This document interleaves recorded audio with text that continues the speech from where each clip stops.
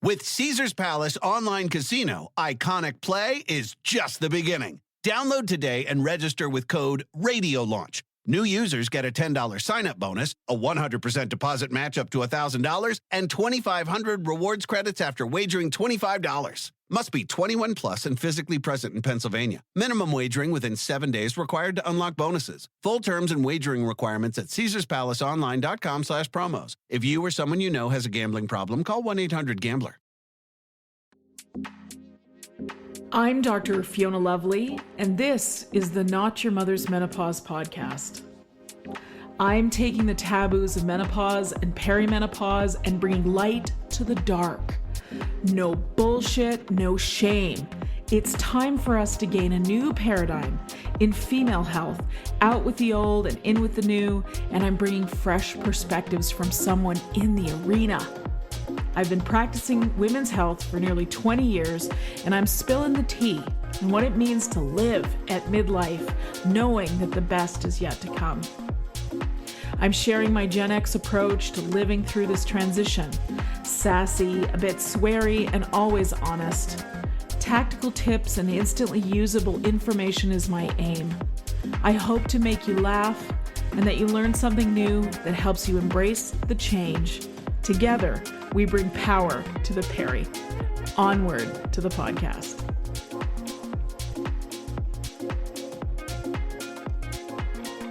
Howdy, listeners. Dr. Fiona Lovely here, and welcome to the Not Your Mother's Menopause podcast. Thanks for listening in today. I have an information-packed episode for you today. I had been hearing a lot in the menopause space and the women's health at midlife and longevity space recently, the importance of building muscle mass and maintaining bone density. And this is a big conversation that's happening right now. And many of us in the space are talking about it. But what I wanted to dig into was how you do it, what exactly is involved, and what it means to give yourself the nourishment needed to build these healthy tissues. We know that bone density loss happens at about a rate of 2 to 3% a year once a woman is in perimenopause until she reaches the postmenopause era, and then it can even continue beyond that. So we can lose significant amount of tissue over these years as our hormones are leaving the building, if you will. And so this is the importance of, because we know how metabolically active muscle is. And what I mean by that is it helps us balance our blood sugar, it helps us sleep, it helps us with movement and flexibility and a lot of other things. So this is not just about building muscle. And I'm not talking about bulking up. I'm talking about having good, healthy muscle mass on your body to keep you strong and flexible. But anyways, there will be other episodes coming shortly where I'll be talking more about what you do to build that muscle in terms of activities at the gym, or what you're doing to encourage those weight-bearing exercises, if you will. So that information is coming. But today, what we're talking about is getting the building blocks of protein in the diet so that your body is able to make the lean muscle mass and maintain bone density, among many other things. So I'm talking about essential amino acids, and I'm talking about protein consumption in the diet. This is a big one because we as women, we struggle with getting enough protein in the diet. Number one, the recommended daily allowance is inadequate. It is not for optimal experience of the body. It is for minimal dosage, if you will. And so we need to just do much better than that. And so with that in mind, I've brought protein expert, co-founder and CEO of KION onto the show to talk about protein consumption, how we optimize it, what protein is, what we need it for, how do we get it, how do we spread it out over the day, how it is that we can go about creating the nutritional or feeding the nutritional piece so that we can make the muscles and bones and other things that we need to know. So Angelo did not hold back. He shared with us his wealth of knowledge about the different protein sources. They're not all created equally. What are good sources of usable protein? How you consume protein if you eat meat or if you don't. Really useful information there. Something pretty cool he talked about called protein optimization. Listen in for that. That was huge for me. When I heard it, I was like, whoa, that's going to change the way I think about meals and snacking for sure. Protein is really, really important for women because we need it for recovery, we need it for muscle gain, we need it for energy. And there are options for us if we can't consume enough protein or don't, we lose the sense of the taste for it. So there are ways we can supplement the diet so that we're getting that maximal, optimized dose of protein and the healthy building blocks of protein called essential amino acids to make sure we're here, we're healthy, we're flexible for the extent of our lifetime. So to me, this is a really important conversation. It was a very eye-opening conversation for me. I learned a ton. Protein's not just about building muscle mass, but it's also important for mental state. It's also important for hydration and digestion and a lot of other things. So Angelo Keely was born in Austin, Texas, and was raised in a family that were very health aware. His parents were in the supplement and health food business in the 70s. And he had a transformative experience when he was a young man that really allowed him to understand the importance of taking care of your body and what that means to actually take care of the body. He's been involved in nutrition, functional fitness, yoga, and meditation for over 20 years. He studied and lived in France and India. He speaks multiple languages, and he's the protein guru. So listen in for a great episode. Tons of information coming your way. You know I love the tactical stuff. So I promise you that when you're done listening to this episode, you will look at your food differently and you will consume protein with a much more mindfulness to it. So thanks for listening as always. And before we get into the episode, I'd like you to take a moment to hear from our sponsor. With Caesars Palace Online Casino, Iconic Play is just the beginning. Download today and register with code RADIOLAUNCH. New users get a $10 sign-up bonus, a 100% deposit match up to $1,000, and 2,500 rewards credits after wagering $25. Must be 21 plus and physically present in Pennsylvania. Minimum wagering within 7 days required to unlock bonuses. Full terms and wagering requirements at CaesarsPalaceOnline.com/promos. If you or someone you know has a gambling problem, call 1-800-GAMBLER. Okay, welcome to the Not Your Mother's Menopause podcast, everybody. I'm Dr. Fiona Lovely, and today I have the pleasure of introducing Angelo Keely, protein expert. Angelo, welcome to the show. Dr. Lovely, thanks for having me. I'm honored to be here. It's a pleasure. I love this subject, and I know you have so much wisdom to share, but we're going to talk about protein. We're going to talk about it at length. But before we do, I want to know a little bit about you. How did you find yourself an expert in protein? Well, I think like many things in life, it started pretty young. I was raised in a family that was very interested in natural health. So my dad was actually in the supplement business. He imported botanical herbs in the 70s. And then they had a natural health food store, a natural health food restaurant. And they also made the decision, both my parents, to be vegetarian/pescatarian. At that time, they just said vegetarian, but we ate some fish sometimes. And in that context of them being pretty educated about nutrition, they knew that being very considerate about protein was important. So from a very young age, literally as young as I can remember, I remember us discussing at the dinner table, at lunch, at breakfast, why we were eating certain foods and why there was a certain amount of protein in those foods. And maybe if there were two different sources of protein that had different amino acid profiles, it's getting kind of nerdy, but like literally my parents would talk about this with me. You might want to combine them and then you could get a complete protein. And it would make it easier for your body to use those proteins to be healthy and strong. Even more so, my mom, from a very young age would give me amino acids. Sometimes she used them, both to supplement her diet, but also specifically around like exercise performance. She was really into master swimming. And so I was exposed to these things like really young, which just kind of makes an imprint, right? Like when I think you're exposed to ideas and to values, they become something that's just important to you. And as I grew older, I naturally explored different things in life. I maybe kind of fell away. I didn't fall away, but in adolescence, I explored a lot of other things. I wasn't just doing like what my parents, eating all these healthy things my parents told me to eat. But I also got into trouble, and I got into drugs and got into social stuff, and wound up getting really hurt through an experience. I actually ended up getting stabbed and nearly beaten to death. And the recovery from that experience required me to think a lot about my health. And that was to think about my physical health. Like my patella tendon was severed. So like how am I gonna learn how to like walk again and strengthen my leg and get to be, I loved running, like get to be a runner again and do the things that I cared about. But also like my nervous system was a wreck. And just like mentally and emotionally, I was pretty disturbed. And so in that context, I started to think about things like physical training, modalities like acupuncture and going to a chiropractor, things I had been exposed to as a kid with kind of hippie parents in Austin, Texas, but also like things like nutrition. And I really came back to my roots at that point. This is when I was 16 and a half. I'm like, wow, like protein nutrition is going to be really important for me in this recovery period because I have to rebuild all these tissues in my body. And protein is the base of the amino acids that form the neurotransmitters that create my emotional experience.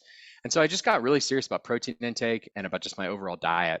I think fast forward 15 years, because over those next period of years, so 15, 20 years, I did a lot of different things. I developed a career overseas.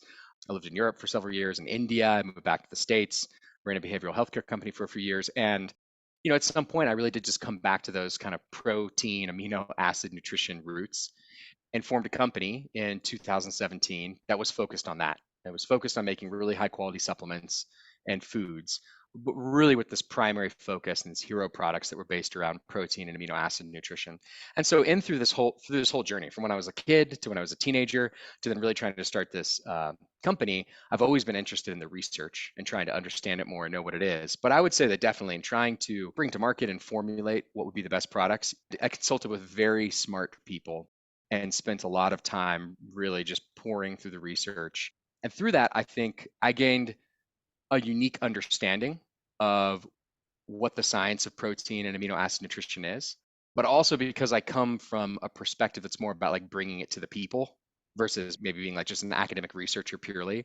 I think I have a unique ability to synthesize it and help everyday people understand it and try to embrace it and improve their lives through it. So I'd say that's the story of my journey.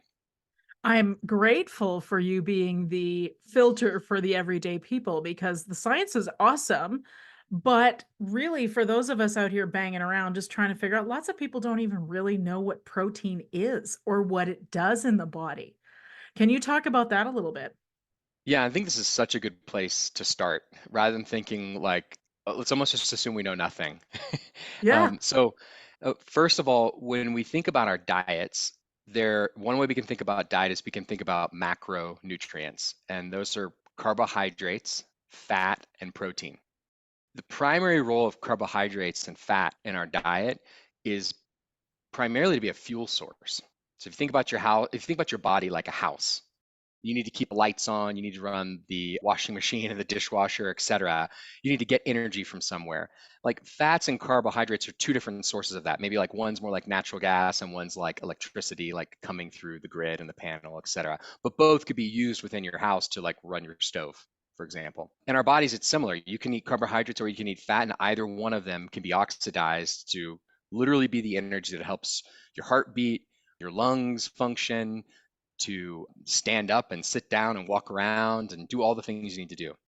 Protein can be used for that, but it's not its primary role.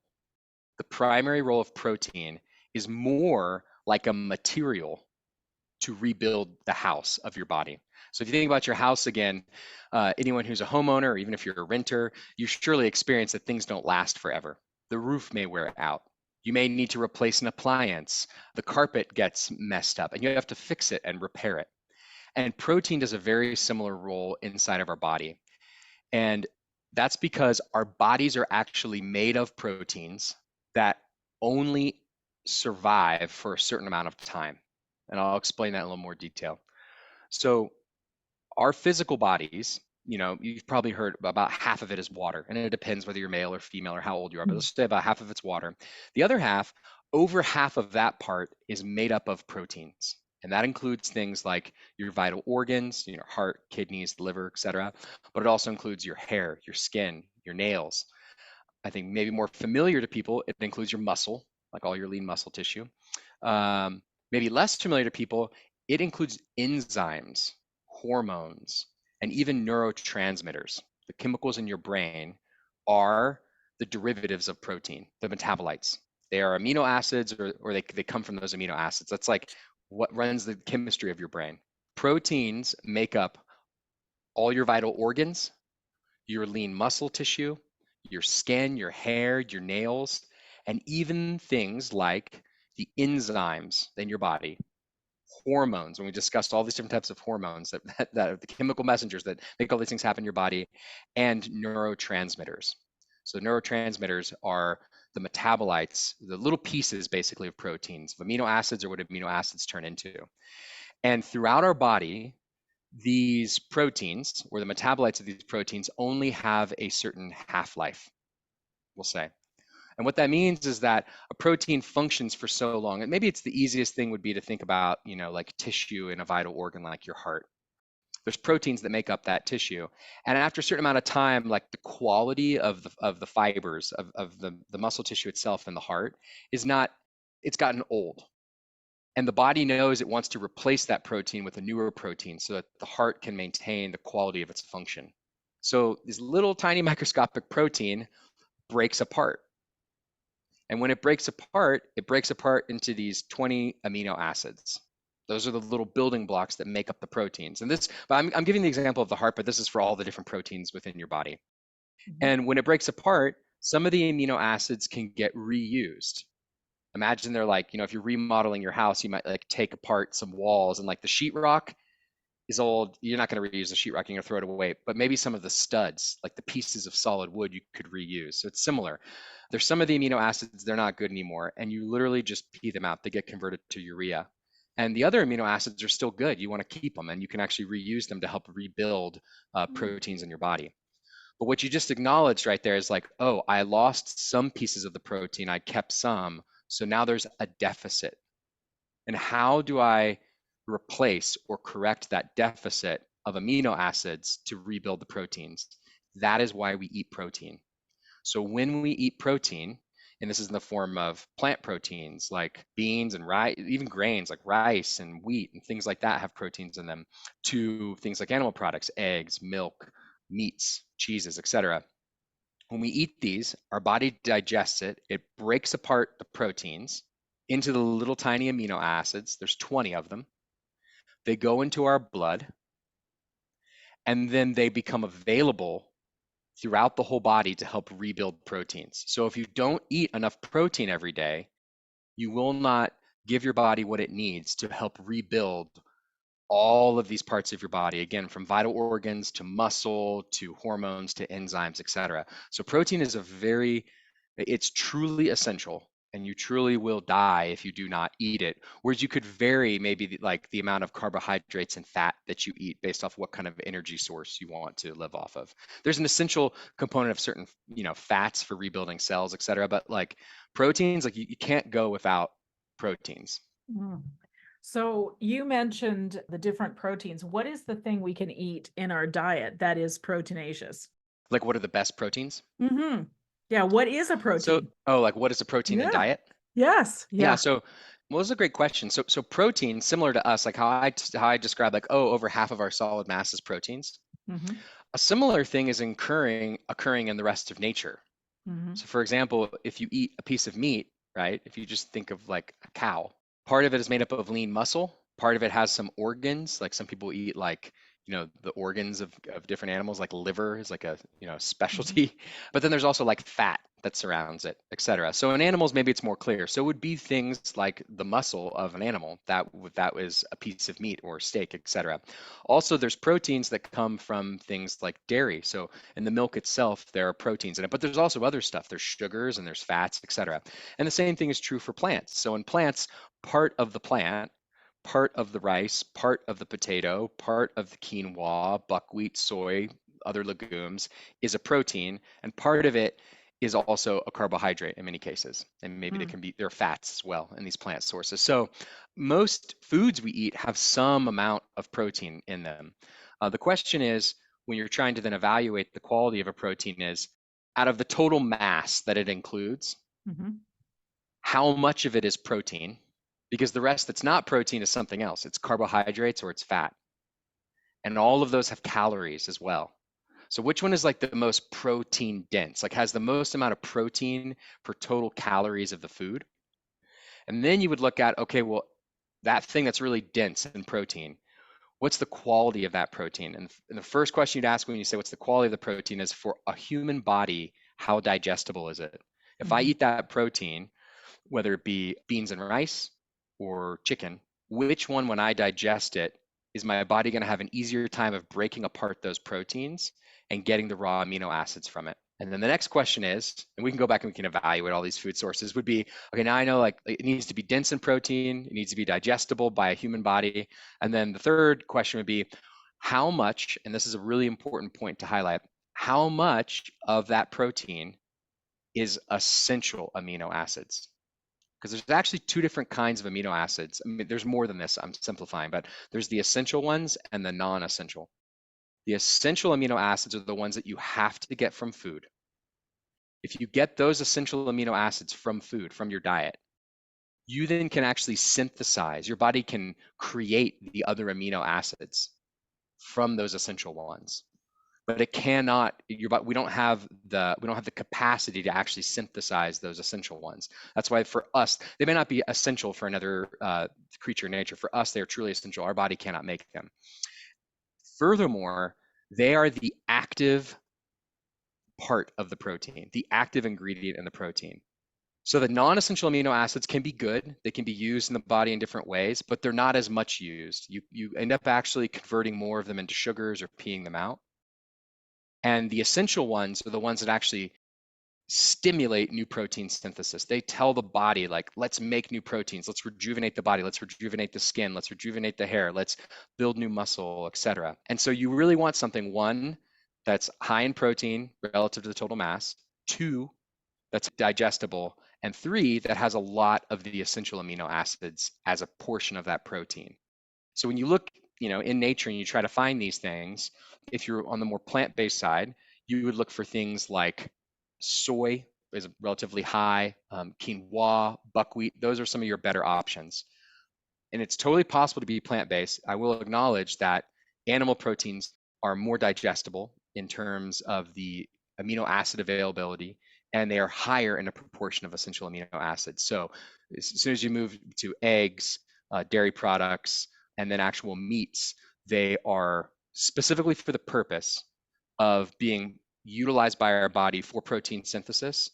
They are more efficient and effective. So you would need to eat more plant proteins to get a similar impact, just total more amount of the total plant proteins to get the same impact from a lesser amount of the animal proteins. Which means then you're adding more calories to the diet. Not that we're so Yeah. concerned about calories anymore, but you have to make sure there's an equation here. You have to make sure you're using those calories. Otherwise, you're going Yeah. to find yourself without your pants fitting. Yeah. And I think that's the thing too. I think it's interesting. The last few years it's come out, there's been very high performance athletes that have gone on plant-based diets and they've done it successfully. And I think that actually makes a lot of sense. If I'm a really hardcore endurance runner and I run 50 miles a week or 100 miles a week, I am burning so many calories every day. It's not a big deal for me to consume 4,000 or 5,000 calories a day. I can burn that. I can Yeah. burn that, and so I can consume that amount of calories. Whereas if you live a more normal life, I don't know, like I think most people, like they're excited if they can walk 10,000 steps a day. Mhm. Like Yeah. that's solid. Yep. You're burning a lot less calories in just a more normal life. Even if you try to go to the gym and go on a walk and do things like that, I think, considering how much total energy intake you're consuming has a bigger impact. And that's where, yeah, you might have to be that much more diligent if you choose a plant-based diet to like really be thinking about how you're choosing what you're getting, because it's not as flexible. Okay. Well, let's talk about metrics around how much protein we need to consume every day, because there's certainly, especially in the menopause space, and this is a show about menopause for women in the menopause transition or perimenopause. And I've heard it said that we should be aiming for, I mean, there's a few different metrics out there, so I'd love to hear Mhm. your thoughts, but 1 gram per kilogram, or yes, 1 gram per kilogram of ideal body weight. I've also heard it said as 1 pound. So again, I'd like to hear your thoughts on that. Guess it just depends if those of us in metric system versus imperial. Uh, and I've also heard that it's difficult to get enough protein if we're fasting. It does, let's say something like an amino acid supplement. We don't want to do an exercise without protein in the system if we're fasting, but there's a lot of talk about that. I mean, I'm throwing a lot of stuff at you here, Angela, so I'd Yeah, love to hear your thoughts. we But can cover it all. okay, perfect. Well, let's start with like, what is the metric here? And then also Mhm. 30 grams per meal is what women want to sort of aim for. Now, it's going to be Mhm. different for men, but this is an episode, this is a show for women. So let's talk about the female bits here. So, what do Yeah, you think? absolutely. So what I would say is I always aim to try to keep it simple for people and to Please. not make it feel really overcomplicated. What I'll acknowledge is there are a lot of different studies on this. And so people could potentially cherry pick from different studies to make their point about what they think is most important or most valuable. What I'm offering is really like a consolidation of all of the research and in some ways a simplification of it. So what I would say is that the recommended daily allowance um, is provided by national health agencies. It says it should be basically zero point 0.4 grams of protein per pound of body weight. So for the simple math, not assuming anyone weighs 100 pounds, some people may weigh, but let's say it's 100, you weigh 100 pounds, that would be 40 grams of protein. So if you weigh 150 pounds, it'd be 60 grams of protein per day. That recommended daily allowance is the bare minimum.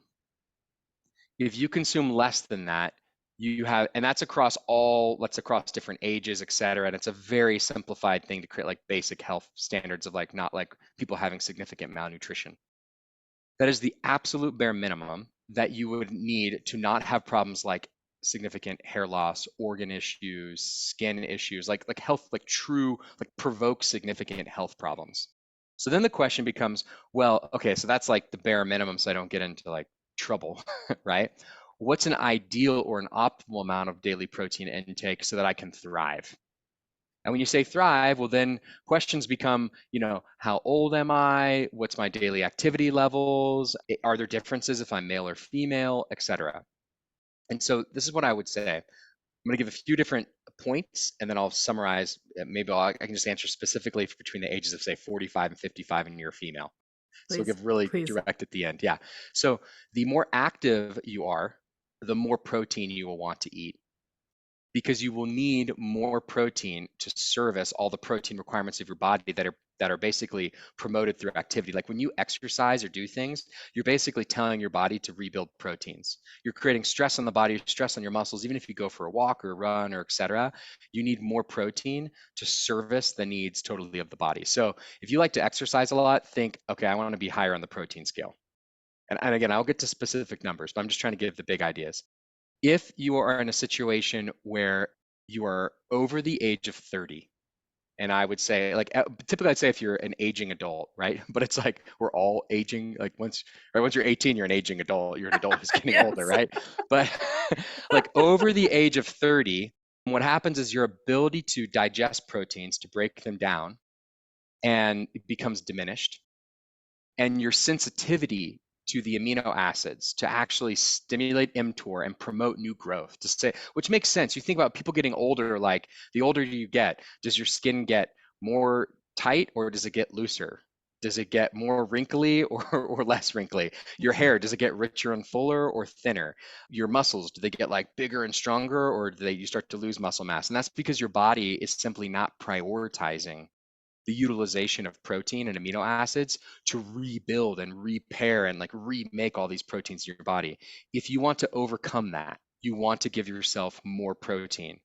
And nutritional interventions of consuming more protein, and we can get into amino acids a little bit later, will help to overcome that. depriving yourself of protein will provoke it more. And then I think the third really important thing to name is if you have a goal of, well, actually, there would be two more. One is just like if you have a goal of trying to build or maintain muscle, which is kind of related to that aging thing I just said. But Mhm. like if you really want to build or maintain muscle, more protein. You need more protein. It's the only way that you can support the development of new muscle. You probably want to do some kind of resistance training and exercise, but you need more protein. And then the fourth thing I was going to say is if you want to lose fat but maintain your muscle mass, which I think most people do. I think people get into an idea of like, oh, I feel overweight or I want to lose 10 pounds. They're not thinking like, oh, I want to lose 10 pounds and like it'd be great if half of it was muscle and half of it was fat. It's like, no, I want to like keep the muscle on my arms. I want the fat to be less. So like I have a bit more like definition and I feel better about how it looks or how I feel about myself, right? And what happens is when you try to lose weight, which I think people are ultimately trying to lose fat, a very common way of doing it, and you can do this through various diet interventions. They could be like a keto diet or pure caloric restriction diet or excluding certain other types of food groups, etc. What ends up happening is you do restrict calories. You basically consume less energy in a given day than you need to be able to maintain your current body weight. But what happens is when you do that, when you truly technically, starve, you not starve yourself in a negative way, but you deprive yourself of the calories you need to maintain the current body weight, your body does not just burn the fat, it starts to actually burn the muscle as well. And you can actually burn muscle faster than you burn fat. You can burn a pound of muscle with a 750 calorie deficit. You can burn a pound of fat with a 3,500 calorie deficit. And when you deprive yourself of calories, your body starts thinking when you eat protein, oh, like I said earlier, it doesn't think, oh, I should use this for its primary purpose of helping me build and maintain my muscle and rebuild the proteins in my body. No, it says, I'm hungry. I'm going to use this protein instead as energy. So it actually burns more of the protein and amino acids as a fuel source than it does to help rebuild tissue. So you have to dramatically increase the amount of protein that you eat by actually even like, I mean, recent studies have shown 300% increase of protein intake, 300% increase of essential amino acid intake, which is the thing inside the protein you're really trying to get. And this is a perfect example of why amino acid supplements can be so useful in this kind of case for just a 30% reduction in calories. So if I'm currently consuming 2,100 calories a day and I want to cut it by 700 because I want to lose, a pound and a half a week or something, I need to increase my protein intake 3 times. I need to 3x my protein intake during that period to ensure I don't lose muscle mass or deprive myself of the protein it needs to maintain all my protein function. So these are all examples of why you'd want to consume more protein. So just having shared all that, I think all those things get blended in to say, for most people who are trying to thrive, you want to aim, and I'd say it's very relevant for this particular group of 45 to 55, a gram of protein per pound of body weight. And sometimes they'll say, oh, a gram of protein per pound of ideal body weight. And I would say, no, I would aim it towards a gram of protein per pound of body weight. Because even if you're trying to get, like, let's say you want to lose 10 pounds, like you actually want to be increasing the protein and reducing the carbohydrates and the fat instead. Like if you're going to try to cut out something from your diet, try cutting out the carbohydrates and the fat versus cutting out the protein. That's a good general rule. Sorry, I can share more though, also specific about I think perimenopausal and menopausal women in general as well.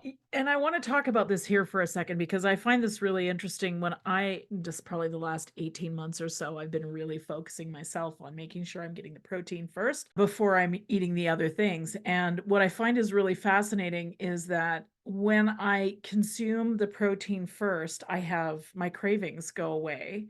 Mhm. And I want to eat way less. And I know this speaks to things like the protein prioritization that happens, which Mhm. is a fascinating concept. Now, Angelo, understand that my listeners and I both were raised in this era of this crazy diet industry where women consumed, you said 750 calories a day, like ridiculous numbers. There's just no way we can sustain appropriate health with those kinds of numbers. But this was the 80s, the 70s. This is what we grew up on. We had diet suppressant drugs and all kinds of other crazy things. And so I think for a lot of us, we get really messed up about this information. And so I love the biochemistry lesson you've just given us because if we needed it, we just got it. What I hope it's like helpful and empowering. The last thing I want to do is encourage anxiety around it or neuroses or something. It's like my hope really is that it's like it's empowering to understand. And I think you actually made a great point and very practical tip. There's something called the protein leverage hypothesis. That is, if we get our protein needs met first, we'll stop eating. And that's because that there's a primary function going on in our body where we know part of our body knows how much protein we really want and we need, and we'll eat whatever is in front of us until we get that sufficient amount of protein. And once we get that, Ooh, we'll stop eating. yes, I was like, hold on, you need to say that again. Yeah. Oh, I'm So repeating that. You yeah. will continue to eat until you get what your body needs.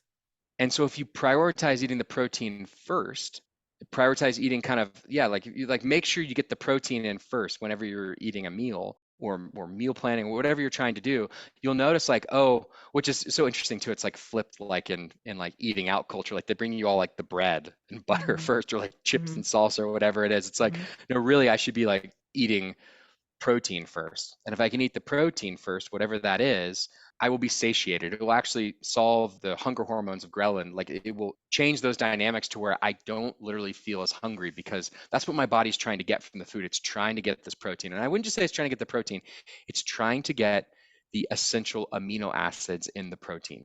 That's what it Yes, wants. And if it can yes. get those, then the craving for more will start to become tamed. Well, and let me ask about that then. So, Mhm. I've noticed that women generally don't gravitate towards protein.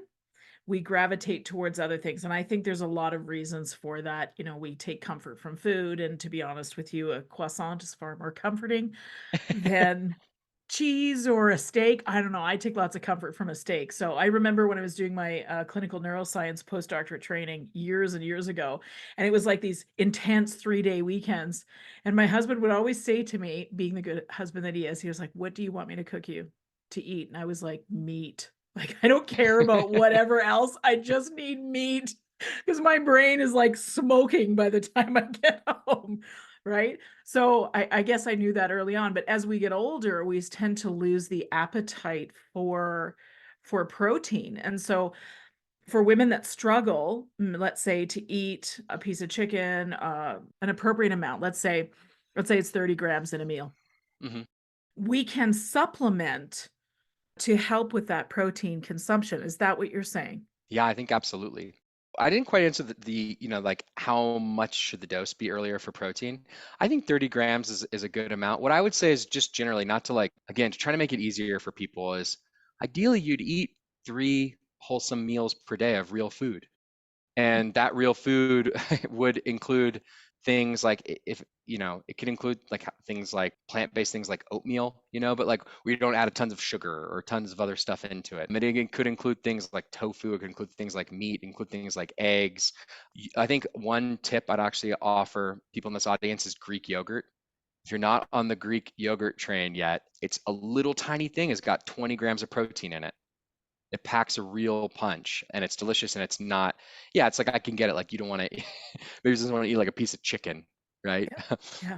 So yeah, trying to figure out how to eat a few meals per day that are nutritious and that are rich not only in protein but also other micronutrients from vegetables and fruits and whole grains, etc. So then the question is, even if you do that, so let's just say you're trying to hit 150 grams of protein per day, right? Mhm. And you got in, you know, 30 grams of protein in each one of these 3 meals, which is pretty solid, you're still only at 90 grams of protein, right? You still got 60 grams of protein to somehow hit the 150 gram protein thing per day that we're talking about trying to get to. So how can you get that? This is where I do think, as long as you're getting that solid base of like 90 to 100 grams of protein from real food, and this is for a 150-pound person. If you're a 100-pound person, it could be less, right? If you're a 150-pound person, like the way to get those other 60 grams, I think for people with busy lives, if we're talking about, menopausal women, you probably have, many of you have families, you have kids, you have a lot going on, you have career, you have all these things going on, and like trying to prepare one more protein rich meal, right, can be hard. Supplementation can make a lot of sense. And I think this is where typically people have found protein powders to be helpful. And it's also specifically where something like essential amino acid supplements can be really helpful. And so I can share a little bit more about that. So not only can these supplements help hit the requirement of the protein you're trying to get to, but they're actually, and this is what I said, be really precise, they're actually more effective than whole food protein, specifically for protein synthesis, for the reason of like why we're trying to hit these higher daily protein requirements. They don't have as much, other like healthy fats in them, and they don't have all these other micronutrients in them. But if what you're really trying to hit is these higher daily protein requirements, they're much more effective. And I'll explain why that is and how. Please. So when you eat a whole food protein, your body has to digest it first. And so literally just the difference between 70 grams of steak, and you could replace this instead with some type of plant protein, but the studies, I'm citing specific studies, so can't be misinterpreted. 70 grams of steak combined with broccoli and potatoes and a whole mixed meal that you eat at once. When my body tries to digest that, it's mixing up the broccoli and the potatoes and these other things. And so the amino acids, how quickly that they are able to be digested and integrated into the blood is much slower than if I were to just eat 30 grams of steak, less than half, but on its own. So that 30 grams of steak on its own creates a greater increase in protein synthesis than the 70 grams of steak when it's eaten as part of a meal. Wow. And that's because my body digests it more easily, Mm-hmm. and the peak concentrations of the amino acids in my blood increase more rapidly, and they're more immediately available to my muscle and to my whole body. And so it promotes this muscle protein synthesis. So now get this. So I've gone from 30 grams of steak versus 70 grams of steak in a mixed meal has more impact. If I go all the way down to 11 grams of a whey protein powder, it provokes and stimulates more protein synthesis than either one of those.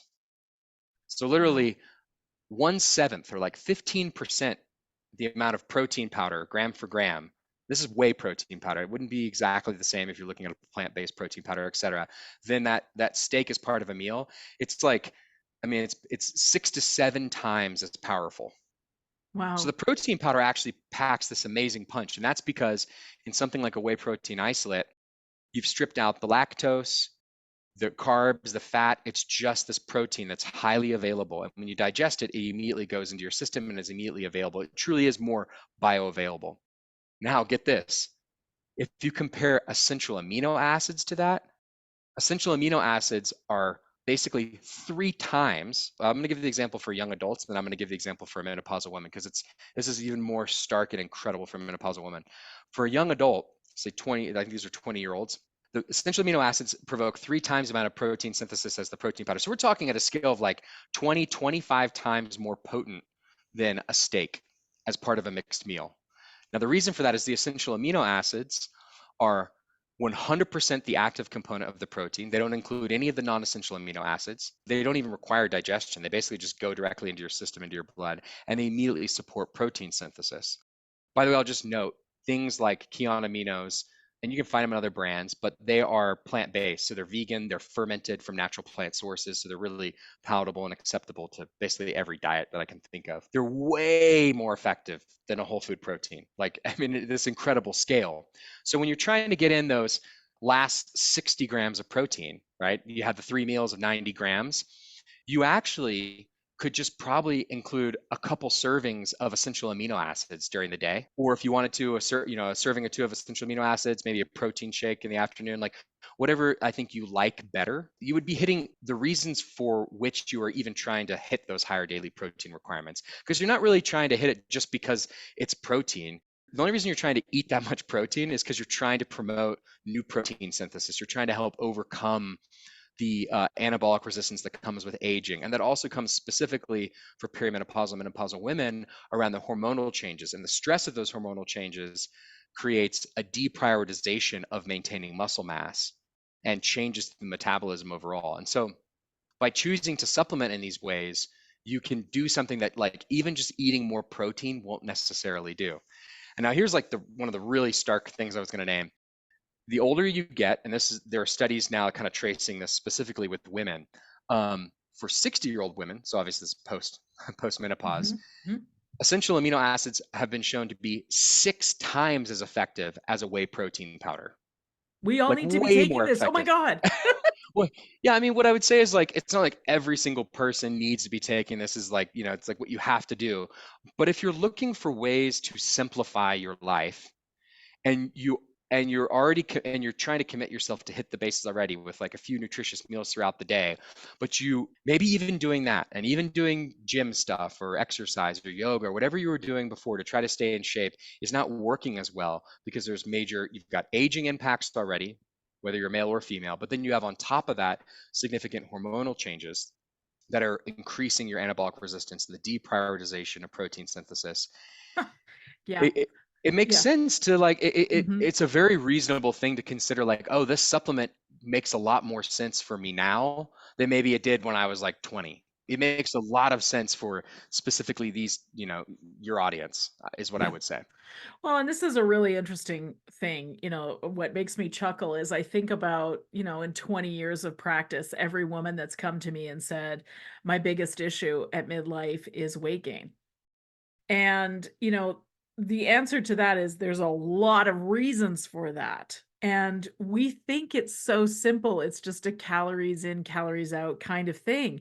And the truth is, there's this huge biochemical, neurochemical thing that changes at perimenopause. And we're learning more and more about this all the time. This is Lisa Mosconi's work in the brain for sure in research. It's fascinating, but we think it's the same way it's always been, which is, when we were 25, it was a matter of, okay, if you feel like you wanted to lose weight, you reduced calories, you increased output, and that would change things. But it's so, so different for us at midlife. And you've just sort of put a point on that by talking about the research. And So I think you spoke interesting. to that so well. Thank you. Thank you. One of the clips I've seen on your social media, what is your social media, by the way, so people can find out more about you? It's just KION, KION. Right. Okay. At KION Instagram, right? Yep, yep. Okay, awesome. And KION is the company you created that you talked about Yes, at the yeah, beginning of the yeah, show, right? Perfect. exactly. And this is where people can find the essential amino acids that we are talking about in a supplement form, Yes. which, by the way, I take them and I love them. What I find is so interesting, like right the first time I used the KION aminos, was I felt like it's a strange thing to sort of describe, but I felt satiated, even though Mm. it was breaking my fast. Like I should have been like, voraciously hungry at that point. I felt hydrated and satisfied. It's such a strange thing to explain to somebody, like until they actually have that experience themselves. And I could sort of guess as to what's going on there. I mean, you've talked about a lot of these things, but I find it quite fascinating. So that's how I take my aminos, my KION aminos in the morning, and I love it. I love it.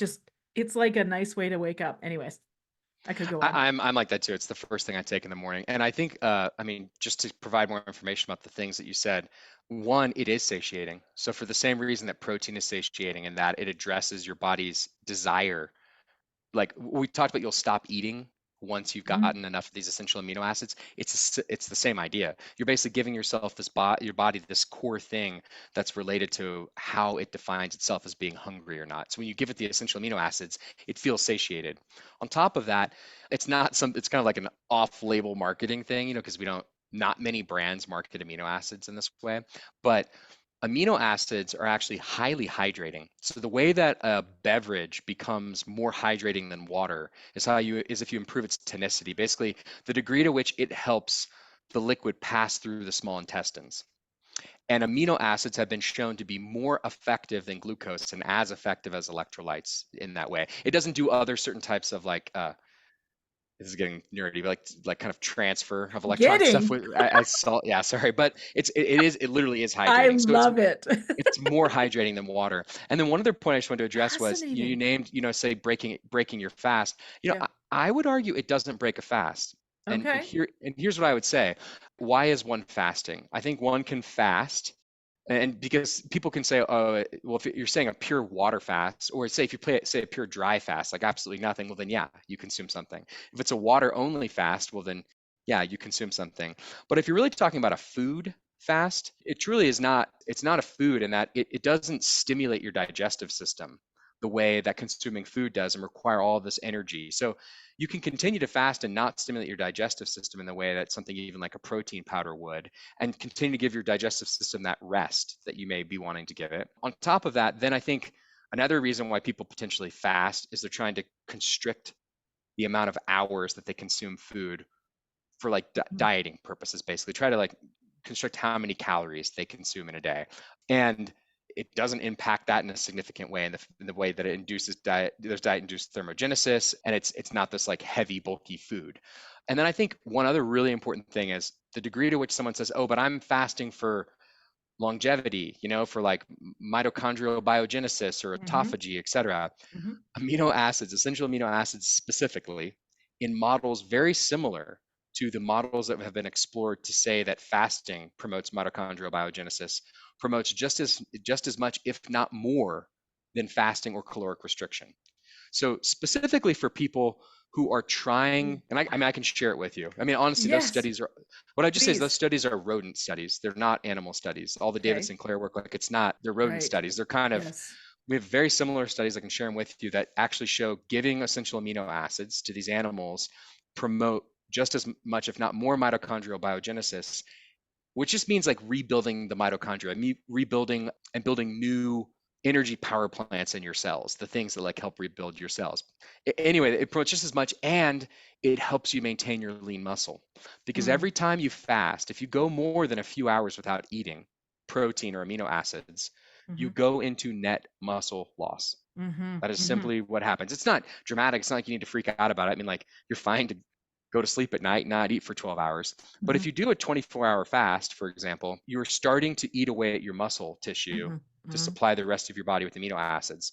And if you simply take essential aminos, then you prevent that and you can maintain your lean muscle even while you still get the benefits of reducing the amount of calories you're taking in, giving your Mm-hmm. body a digestive break, and promoting mitochondrial biogenesis. So And it's that would be my, autophagy we love on this podcast. We yeah. talk about autophagy quite often. So I love this. Like, so that's it. Brain health. That's ultimately what we're talking about. And, Mhm. first of all, I love science. I'm super nerdy. And I made the decision years and years ago when I started the show that I was going to talk about things in the way that I like to understand them. So please, by all means, get nerdy on us. It's Okay. all good. Well, I love it. I always want to remain like helpful and accessible, as relatable as possible. And there's a balance between like how in detail you go on Well, something. it's So true. But as long as you keep it usable, that's ultimately yeah. how I like to do the show. And I've heard from my listeners over the years that they get a lot out of that, as long as it's usable information. And I think we have shared so much. I'm quite fascinated to hear what you said about that hydrating thing, because Hmm. I said to my husband, I said, it doesn't really make sense. I can't, like, I don't know the science. I didn't know the science behind it. Now you're Hmm. saying that essential amino acids in a supplement form, like the KION aminos, can actually be a hydrating feeling. It hydrates better than water. If you Okay. take a scoop of keto aminos and you put it into 12 to 16 ounces of water, it makes the water, it improves the hydration of the water, similar I to like hydration specific beverages. I love when science proves something I feel, because when I have it, I'm like, why does it feel wetter than just water? I Yeah. don't understand. Someone make sense of this. It's so good though. I love that. I'm glad I actually said that to you, because I thought this can't be, I've just got to be perceiving something else. I wasn't even going to bring that up with you, but I was really curious about why that happens. So it's quite fascinating. But ultimately what you're saying is that not all protein is the same. And we, over time, our needs for protein change. And as we lose the ability to maybe take in as much protein as we want to or used to, we can supplement and get as good an outcome or as good a supplement into the body as taking in a protein, or even better. You're saying even I better. would say better. I would Okay. say, yeah, better. Okay. And I'll just give you an example of better. And Please. again, I don't say better for the sake of saying that again that like anyone needs to do this. I so strongly endorse eating whole foods good Yes. quality whole foods and Me meals too. that you love, and Hmm. and doing that. But for the case of supplementing, there's studies with older women specifically showing when they added basically a serving and a half, something like KION aminos twice a day in between meals, they reduced body fat percentage and increased lean muscle several pounds in just as short as 3 months. Like, who doesn't With want that? yeah, so I mean, it's like that is not what eating. If you just added a Yeah. piece of chicken, as a morning snack and a Yeah. piece of chicken as your afternoon snack, that is not what would happen. So Yes. it's fundamentally different because it really has these unique stimulating benefits for promoting protein synthesis. Another great example is a Fascinating. NASA study. There are a series of them, but kind of the headline one from around, I think it's 2005, was NASA was trying to figure out how to help astronauts maintain their muscle mass when in space. Because as you can imagine, it's almost like being bedridden. You don't have to have strength, right, to push Mhm. away things, to hold your body up against gravity so they'd lose muscle mass. And so, they look into exercise methodologies and hormone replacement therapy, et cetera. But another thing they looked into was nutrition. So they paid for a study that turned out to be extremely successful, which was they had a group of participants at complete bed rest for 28 days. So these people are in a room, not getting up, using the bathroom in their bed, no physical activity, served 3 meals during the day. But on top of that, they're given the equivalent of like 3 servings of KION aminos 6 times during the day. So that's quite a bit. Like I was saying, maybe take it twice a day. They're taking it 6 times a day. So that's like first thing in the morning, a couple hours later you have breakfast, you take it again. But it's also a very distinct situation. Imagine if you're bedridden and you're really trying to maintain your muscle mass, right? Or you're in space in this case, right? And what they saw after 28 days was no net muscle loss. Wow. In the absence of gravity. No, not in the absence of gravity. Well, not in the absence of gravity. This wasn't people in space. I mean, they have since used it as a nutritional Okay. application for astronauts. But I'm saying people at complete bed rest. Anyone that that's had Wow. surgery and had to Yeah. be bedridden for 28 days. I mean, Yes. they all lost muscle. I mean, I've had the experience. I mean, discussed earlier my kind of traumatic experience when I Hmm. was 16. Like I lost tons of muscle mass, and I was a young, fit adult. I Hmm. wasn't like you know I was an adolescent. I wasn't a Hmm. 50-year-old man, right? Hmm. And Hmm. I lost tons of muscle mass Hmm. within a week. This is Okay. 28 days, no loss of muscle mass. That's how That's impressive. significant the stimulation of the protein synthesis that taking something like essential amino acids can give. So it's something of the same, it's not the same degree as like lifting weights or Yep. doing yoga or Pilates or something like that, but it's of the same order. It promotes the same kind of thing. And if you do it consistently, if you take it every day, if you Hmm. find these little holes in your day where maybe before you were having not really a very good snack, or you weren't eating anything but you were feeling tired and wanting a coffee, or you add it to first thing in the morning or right before you go to bed, Hmm. you are specifically creating this new, it's almost like a little mini workout, that promotes this protein synthesis. That's not, you can't just eat chicken. Right. It Right. doesn't do Right. that, Right. yeah. Yes. Yes. But that's also to say, I'm also saying keep eating food. Of course. Of Yeah. course. We are talking about supplementation here. And ultimately, you do that when you cannot consume any further than what you've already Hmm. done. Like you've done the whole Yeah. foods, you've done 2 or 3 meals a day, whatever you're doing. Hmm. Like I said, we talk intermittent fasting on this podcast quite a bit for brain health, but never over 20 hours. Never. Most women I Hmm. recommend sort of 16 to 18 for the autophagy Hmm. and the mitochondrial piece. Like I said, brain health is a big deal on this show. Okay, let's sidestep protein just a little bit, and let me ask you this question: why is muscle so important? Oh, it's such a good question. So the the first reason that muscle is so important is that, and this is in our entire lifetime, it's the reservoir, and I've hinted at this before, it's the reservoir of amino acids for the rest of our body. Hmm. If you put money into a savings account or into a retirement account to take care of you when you're older, Hmm. you should think about muscle as the same thing for your body. Because when you don't consume enough protein or you undergo some type of stress, And that stress could be hormonal based, it could be an injury, an illness, other types of life stresses. Your body will deprioritize protein synthesis and building new proteins, and you will dramatically lose that. You will basically not be able to get what you need from your diet.